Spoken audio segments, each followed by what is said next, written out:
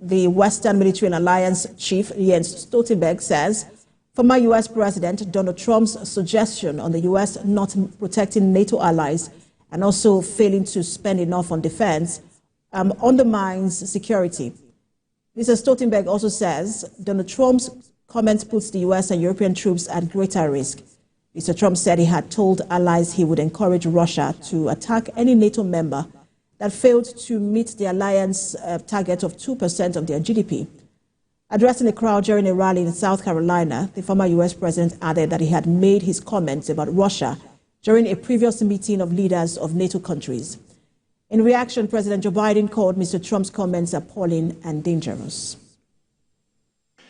And they could make a deal with Russia in the next 3 weeks, and all of a sudden they don't want to deal with us anymore. We've given hundreds of billions of dollars. And why are we at over $200 billion?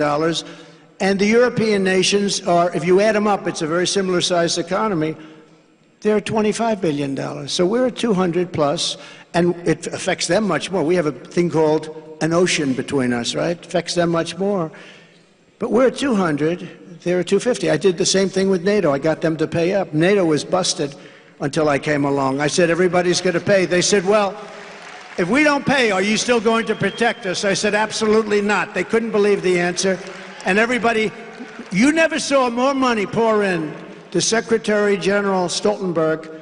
Well, I don't know if he is anymore, but he was my biggest fan. He said, all these presidents came in, they'd make a speech, they'd leave, and that was it. And they all owed money, and they wouldn't pay it. I came in, I made a speech, and I said, you got to pay up. They asked me that question. One of the presidents of a big country stood up and said, well, sir, if we don't pay and we're attacked by Russia, will you protect us? I said, you didn't pay? You're delinquent? He said, yes, let's say that happened. No, I would not protect you. In fact, I would encourage them to do whatever the hell they want. You got to pay. You got to pay your bills. And the money came flowing in. And Henry would know this. If I said, yes, I will, you don't have to pay. Yes, I will. Most politicians have said to that, yes, we will protect you under any circumstance. Well, then they're never paying up. Now, for more on the controversial comments of the former U.S. President Donald Trump, I am being joined by a diplomat in residence of the School of International Service, American University, L. Wayne. Good to have you join us. Very nice to be with you today. So, former President Trump has said a lot of things, even whilst he was president and while he was campaigning before he was president. But when you look at this current statement and how he has narrated it, do you think that he meant what he said, or is this just the usual strategy of grabbing the headlines? Well, I think there's probably a little bit of both there. One, he's famous for being a very hard and outlandish negotiator, and he has made a lot of statements that we would consider extreme in the past. But basically what he's doing is undermining confidence amongst our partners and allies, the United States as partners and allies, with statements like this. He has a history of questioning the value of NATO. It is true that other NATO partners need to share additionally to the building up of their defense and security forces. But our European partners who are in NATO also contribute massively on the economic development front, on the humanitarian front. And I think overall our partners are contributing a great deal around the world, including in Ukraine. But he narrates it as though, because he talks about how the money came pouring in, as though NATO were a dues collecting alliance, which is not how it works. It's basically just spend 2% of your GDP on defense, not that the money came pouring in, because the money is not going to NATO. So I just wanted to ask, when he narrates it that way, and he talks about why should, and he's asking questions as to why should America carry the burden of Europe when it won't pay for its own defense, is there a validity to that statement? I think he mischaracterizes the situation. That is for certain. As you said correctly, this is a commitment to spend 2% at least of your GDP on defense. And there are a number of NATO partners that now do that. And it is true they have increased their spending in recent years, and that's very good. but you aren't paying dues to NATO. You are reflecting your commitment. And I think what he also undermines is the fact that we have made a treaty commitment in law approved by the U.S. Congress to defend our NATO partners and they to defend us. And in fact, the one time this collective clause has been invoked by NATO, it was to be in support of the United States. So I think Trump misinforms people in doing this, mischaracterizes it. But he is right that NATO partners should be carrying their full burden in investing in security forces. I think we also need their partners, I mentioned their partnership in other ways, including in economic rebuilding and humanitarian assistance. And all of that is important to a successful alliance, a successful partnership, and defending democracy and defending against the aggression of Russia. And if he were to win the election, and that's a big if, upcoming election in America, and if he were to go through with this threat, what would be the implication of abandoning Europe to fend for itself on the alliance and on international security?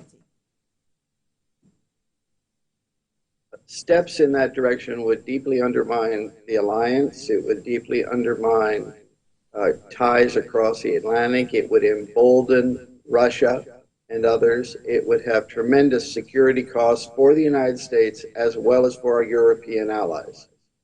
And I think that this is a very dangerous path to be on. It's very dangerous language to use. It does not mean we shouldn't push for more spending. We should. But we do have legal binding commitments, and we have commitments of shared values, values of democracy, values of liberty, values of not invading other countries that need to be defended, and that could be undermined for sure. All of that would be undermined if this turned into the policy of the United States. And what does a statement like this mean for the U.S.? Because NATO, the U.S. has benefited, largely from NATO, especially with that Article 5 being invoked in the wake of 9/11. And NATO has also helped in terms of, projecting the U.S. as a hyperpower of the world. And so when President Trump makes a statement like this, what does it mean for the U.S. and its foreign policy and how it projects itself to the world? Well, I think statements in this direction undermine the fact that the United States cannot stand alone. It does need partners. It needs those partnerships both in security and in economic and prosperity efforts also at the same time. And so to the degree to which the United States becomes more isolationist, more inward-looking, it is going to be weaker. And our adversaries who do not share our values will be emboldened by this. And I think this is it's part of a broader set of comments that people think, well, the United States can go on its own. No, it really can't. It does need partnerships. It does need alliances. It needs that for security and prosperity.